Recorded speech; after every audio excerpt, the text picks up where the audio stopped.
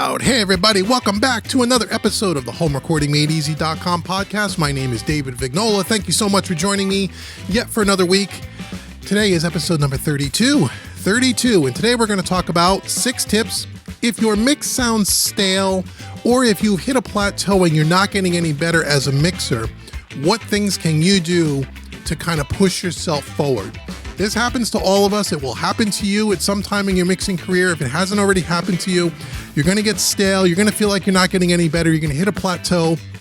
How do we push through that? I'm going to give you 6 tips today. Okay, so make sure you sit down with a cool drink, a piece of paper, and a pencil or a pen, write some notes, and let's talk about it right here on the HomeRecordingMadeEasy.com podcast.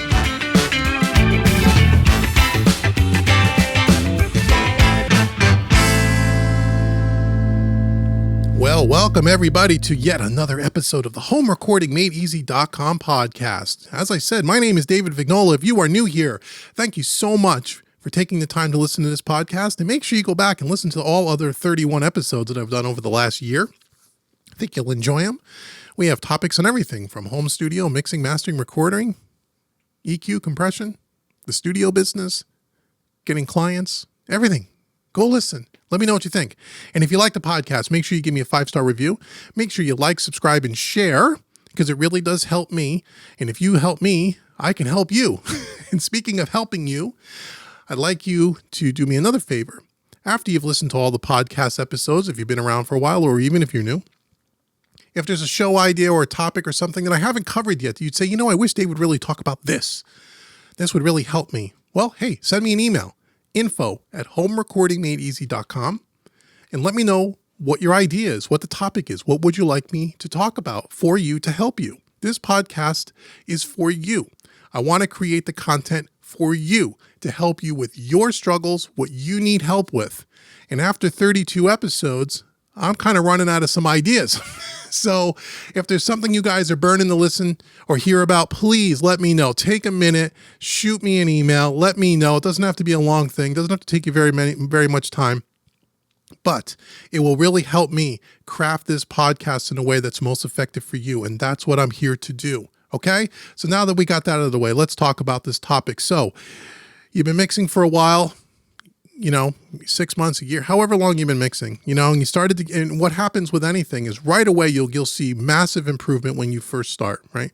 When you first start mixing in the first few months, first 6 months, you'll see massive improvement because you're learning the very basic fundamentals. And when you learn the basic fundamentals, EQ, compression, gain staging, panning, levels, those kinds of things, your mixes will go from sounding horrible to sounding really good because you're learning some of the basic fundamentals. And then after about 6 months or so, you're going to see that the improvement or the amount of improvement that you're gaining is becoming, there's bigger and bigger gaps between those big breakthroughs. And that happens to all of us. It happens, again, I always equate the craft of mixing to learning an instrument. It's the same thing. When you first picked up that guitar for the first time and you learned a couple of chords and then you could play your first 3-chord song, you were like, oh my God, I didn't even know what a C chord was. 6 months ago, now I can play my favorite song. Huge improvement, right? You went from nothing to, oh my Lord, I'm playing my favorite song, right? And then as you've been playing, I want to learn more. And you're playing that guitar, you're taking lessons, you're practicing. And after about a year, you saw a lot of improvement. But now you're starting to learn more technical things. You're beyond the basics, and the technical things on a guitar or in mixing are a little bit more challenging to get under your belt. They take longer to acquire the skills. And therefore, you see your improvement slow down a little. And then every so often, out of the clear blue with no warning, you'll have a major breakthrough. Oh my God, I finally got that guitar lick I was working on. My fingers couldn't even go that direction when I first started. Now I got it down. I could play it with the record. Or even in mixing. Wow, I couldn't get my mix to kind of feel like a commercial mix. And now you'll just have this aha moment. There's lots of aha moments in mixing. But it's going to come few and far between. So we all get there. So what I want to do is I want to give you 6 tips to, how do you break through that staleness or that I'm not getting any better and I need to break through the plateau? Here's tip number 1. And these are in no particular order, by the way. Tip number 1, take a short break from mixing. Give yourself a chance to reset. And during that time, take some training if you're not already taking some. Okay? So what I mean is maybe you don't mix for a few weeks. Maybe you take a month off from mixing your project and you say, you know what? I'm going to take a course. I'm going to take a specific aspect of mixing. I'm going to take a course. I'm going to go to school, right? Hint, hint, homerecordingmadeeasy.com, right? Maybe, or somebody else, if you've taken all my courses and you want to find something else and whatever. Investing in your craft from an education point of view is huge. If you take some breaks from doing commercial mixing or mixing your own music for your album or EP or whatever, and you give yourself a chance to reset and you go back to school for mixing a little bit, for maybe a week or two, a month, take a course, something that's going to give your system, if you will, your ears, a time to reset. In that training time, you might pick up a tip or two that's going to help you for when you go back to your real mixing. And I'm putting mixing in air quotes, which you can't see. Okay, so take a short break, get some training. That'll help you. It really, really will. You'll notice it. Okay. Tip number 2, start mixing a style of music that you're not familiar with or you don't necessarily care for. Get out of your typical comfort zone. This is huge. This is why you should be a member of a mixing community. We'll talk about that at the end of the episode. Get out of your comfort zone. If you're the heavy metal guy, mix rap. If you're the rap guy, mix heavy metal. Right? Oh my God, Dave, I can't even stand listening to that music for 5 seconds. Good. Get out of your comfort zone. Get your ears and your skills used to something that you're not comfortable with. You will make massive improvements in your mixing if you do this. I promise you. I promise you. And you'll learn a lot about yourself. You'll learn a lot about the tools and the plugins or the hardware and the stuff that you use because you're mixing stuff and you got to think more. You got to be a little bit more swift on your feet. It's not so mechanical. It's not the same workflow. You got to think because you're not used to the music. That's huge. Okay. Get out of your comfort zone. Tip number 3, try mixing a song with only using one EQ and maybe one compressor. I don't care if it's a stock EQ and a stock compressor or a third-party plugin, but use the same EQ on every single track. Use the same compressor on all the tracks that you compress. Give yourself less options. Now, will the track sound as good as when you throw all your icing on the cake, your saturators, your tape machines, your channel strips, your console emulators, and all that other happy stuff that we talk about here a lot? Well, maybe not, but it will make you think on your feet. It will make you really listen. It'll make you think of things in a different way when you take all of it off and you just use the bare bones. This is why a couple of times a year in our mixingmadeeasy.net content, we'll talk about that at the end of the episode, I mix a couple of mixes a year just with stock plugins. Just to prove a point to all my members who have been around from the beginning or people who are brand new that you can use stock plugins to get good mixes. Do they sound as good as when I use all the third-party plugins? Good is a very subjective term. I don't think that it does. Some people do. Neither one of us are right or wrong. But it forces me, even as an instructor, when I'm making content for you, it forces me to think about mixing a song in a different way when I limit myself to just stock plugins, or in this case, one EQ, one compressor. It's a great exercise to push you out of that plateau. You'll learn a lot. Trust me. Tip number 4. And I say this every single podcast when we talk about mixing. Make sure you're using reference tracks and try to copy the mix as close as possible, which is not typically what we do with reference tracks, right? We use a reference track to get us in the ballpark from a sonic characteristic standpoint. But a good training exercise for you, especially for your ears, is try to copy the reference track. If you're mixing a song where you have the ability to get the commercial release on iTunes or Spotify and you have the raw multi-tracks, try to copy it exactly as close as you can get. Whether you like the mix or not, as far as you may not like some of the mixing decisions that the actual engineer made, but it tunes your ears and it shows you how to get to that end point. That's huge. That isn't typically, like I said, how we use reference tracks, but it's a great exercise. Try to copy the mix as close as possible. Okay. And if you are not using reference tracks and you've been around my podcast or my channel or my teachings for any length of time, then I don't know what else to say to you. I've been beating this into you guys for a long, long time. If you're new and it's the first time you're hearing it, that's fine. But if you're someone that's heard more than 2 episodes of this podcast, you should know about reference tracks already. Okay, but try to copy as close as possible. It's another great tip. Tip number 5, try mixing in a different environment or use headphones instead of your studio monitors. Try mixing on a laptop at Starbucks. Change it up. Get out of your studio. Get out, again, kind of goes back to what we said a couple of tips ago. Get out of your comfort zone. Can you mix a song on a laptop on a set of earbuds in Starbucks? You should be able to. What do you mean I don't have my great headphones with me? Well, bring your great headphones with you and don't use earbuds. What do you mean I don't have my studio monitors and my acoustic treatment in my room? You don't need acoustic treatment if you're mixing on headphones. What do you mean I'm sitting in a louder environment, all kinds of distractions? Yes. Get out of your comfort zone. It forces you to focus and do critical listening. When you get in your comfort zone and you're in that comfort zone for too long, you get stale. And when you get stale, things start to sound mechanical. When things start to sound mechanical and it becomes robotic, you lose some creativity. When you lose some creativity, you're not going to get better as a mixer. So get out of your studio and try different. Today with the technology, you can do this so easily. So easily. Right? Take the mix over to Starbucks and work on it on your laptop on a set of decent headphones or even some earbuds, and then bring it back to your studio a couple of days later, pop it in your studio monitor, see how you did. This makes a big, big difference. Again, I'm trying to get you to change things up, shake it up. That's how you get through the plateau. Okay? Tip number 6. Here's an important one. Pay for a professional mix critique. Hint, hint, homerecordingmadeeasy.com. I do this for people all the time. Pay someone that knows what they're doing, that does not have any emotional connection to your music, especially if you're mixing your own music that you recorded, which is a topic for another day, whether you should be doing that or not. But let's say, yes, you should be. Pay to have somebody else listen to your mix and give you their impressions. That's huge. I do this for students all the time. And if you're, we'll talk about mixingmadeeasy.net. If you're a member there, you get that every single day for free as part of your membership. But anyway, let's say you're not a part of our mixing membership community.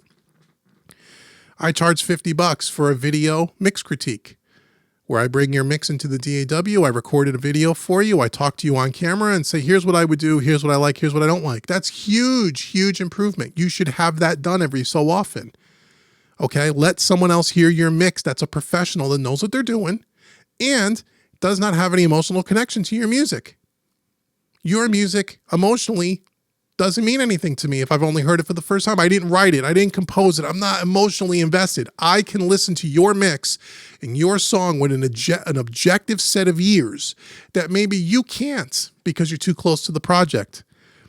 You'll learn a lot from that engineer, whether it's me or somebody else. Okay?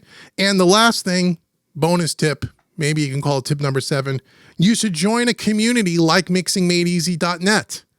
What is mixingmadeeasy.net?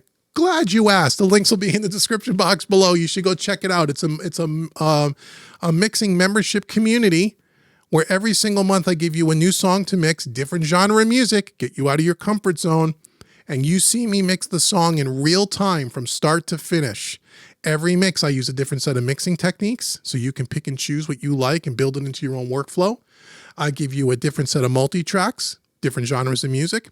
I give you a different set of plugins, meaning I use different plugins every single mix. You will never see the same exact thing 2 months in a row, ever. Why do I do that? Because I want you to see that you don't have to have all the same tools that I have. You can use any tools. And if you have the basic mixing fundamentals down, you could turn out a very, very good mix, a professional sounding mix for less than the cost of a cup of coffee a day. You can have that community feeling where you also at mixingmadeeasy.net can be part of our free membership community where you can post your mixes during the course of the month. And not only will I give you personal feedback, but also the other members will. And then you can submit your mix to our monthly mixing contest where you have a chance to win hundreds of dollars worth of free plugins every month. Okay? You join a community like that and you actually participate, use the content. Within 6 months, your mixes, you won't even believe how much better your mixes have become because I'm going to force you to get out of your comfort zone. I'm going to show you things that you've never seen before. You're going to get feedback not only from me, but also other members in our side of our community, and you will get better at the craft of mixing. I guarantee it if you use the content. Okay? I'm not the only one that offers such a mixing membership site. So if you don't want Uncle Dave's mixingmadeeasy.net, go join another one. This is not just an infomercial to sell you stuff, but I'm trying to tell you what I can offer you. But hey, if my teaching style doesn't work for you, go to somebody else. It's okay. I have no hard feelings, my friend. It's all good, man. It's a love fest. Don't worry. But being in a mixing community where every month you are held accountable and every month you are training to get better at the craft of mixing. When you go to mix your own projects, you won't even believe the difference. Again, mixingmadeeasy.net. Links will be in the description box below or in the show notes, depending on where you're consuming this podcast. Check it out. It is the best thing that you can possibly do for yourself, and it costs pennies a day. Pennies, and I mean literal pennies. You should check that out. Okay, so there is 6, if you include the last rant that I just did, 7 tips to how you can get out of that plateau, push yourself beyond it, how you can break the cycle of becoming stale and mechanical.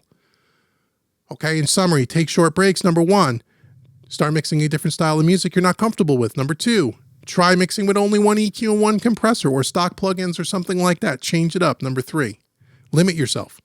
Number 4, make sure you're using reference tracks. And I'm going to say it again. Number 4, make sure you're using reference tracks and try to copy it as closely as you can as an ear training exercise. Hugely important. Number 5, go mix in a different environment if you can. Get out of your studio, put it on a laptop, go somewhere. Try to mix in a different environment, change up the scenery. It will help your creativity. Number 6, pay for mix critiques if you can every once in a while. You don't have to do it all the time, but every so often, every few months, it will help. And then our bonus tip, hey, join a mixing community like mixingmadeeasy.net. It will help you. So I hope you found this episode helpful. These 6 tips will absolutely help you. Now, I want to give you a couple of free gifts. Winded. Okay, Dave, you talk too much. Yeah, I know, but you love me anyway. Okay, so if you're new here, again, welcome to our family. I want you to go to homerecordingmadeeasy.com. I want to give you a $50 free mixing course right on the homepage. Go check it out. Download it today. No cost to you, no risk, no credit cards, no nothing. It gives you an opportunity to see if my style of teaching resonates with you. And if it's for you, am I the right instructor for you? Well, if you take that mixing course, you'll know whether I am or whether I'm not.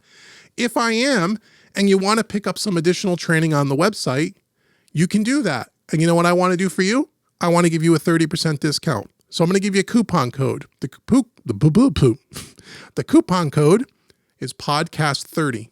Again, it'll be in the description box below. Podcast30. Put that in at checkout. Take 30% off any of the training courses on the website. So not only are you going to get a free course, but you're going to get something at 30% off. And if you're not sure what course to take, if you're not sure where to start because you are brand new, hey, that's cool, man. Email me through the website, info@homerecordingmadeeasy.com. Let me know what you got going on, and I will help guide you. I think you ought to take this, this, or this. I have a curriculum, big word there, curriculum, that's done in a very specific way, especially for beginners. I'll tell you exactly which ones you should take in what order so you don't get overwhelmed and they work for you the most effective way. Okay, so check out homerecordingmadeeasy.com today. And once again, if you have any podcast show topic ideas that you want to forward over to me, I would greatly appreciate it. Again, email me at info@homerecordingmadeeasy.com. And until next week's podcast, I've been Dave with homerecordingmadeeasy.com, mixingmadeeasy.net. All the links will be in the description box or in the show notes below, and I will speak to you all very, very soon. Thank you so much for your time. Take care.